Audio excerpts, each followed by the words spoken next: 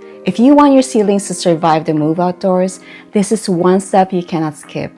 It is simple, but it needs to be done at the right time and in the right way. Today, I will show you how to harden off your seedlings so they are ready for transplanting in May. My name is Donabelle and welcome to Harden.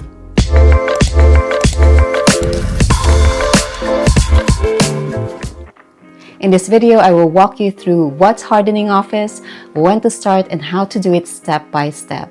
I will also show you how I know when my seedlings are ready to be transplanted. Before I transplant, I use one simple check to know if my seedlings are ready to stay outside overnight.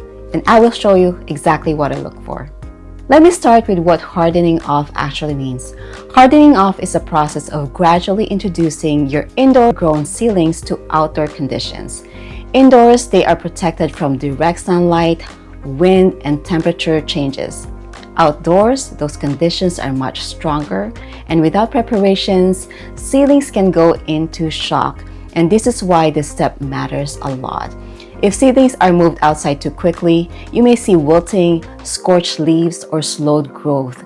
Indoors, seedlings have softer tissue, and hardening off allows them to strengthen gradually. So when should you begin? If your crop is scheduled to be transplanted outdoors, that is your signal. Start hardening off about 7 to 10 days ahead. You're looking for steady conditions, not just warm day. Now let me walk you through how I do this. This process usually takes about 7 to 10 days, depending on your weather. On the first day, I place the seedlings outside in a shaded, protected area for 1 to 2 hours. Then I bring them back in.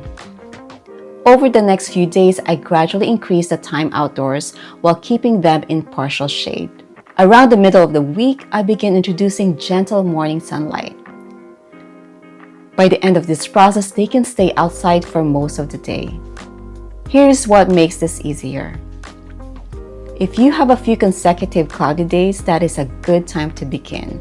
The lower light reduces stress, especially in the first few days, and allows your seedlings to adjust more gradually. As you go through this process, here's what I pay attention to. Upright stems, steady leaf color, no signs of burning. If the seedlings look stressed, I reduce exposure and slow things down. Before I transplant, I do one final check. I leave one seedling outside overnight.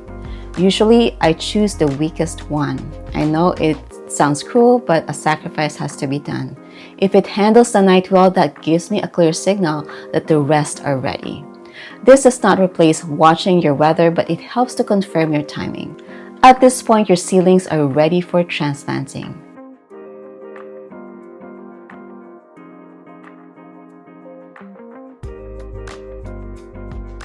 And if you're interested, please stick around for a segment we call Seeds of Scripture. This is a quick reflection that ties a garden to faith. Today's verse comes from 1 Corinthians chapter 10, verse 13. God is faithful. He will not let you be tempted beyond what you can bear. But when you are tempted, He will also provide a way out so that you can endure it. We have our own version of hardening as well.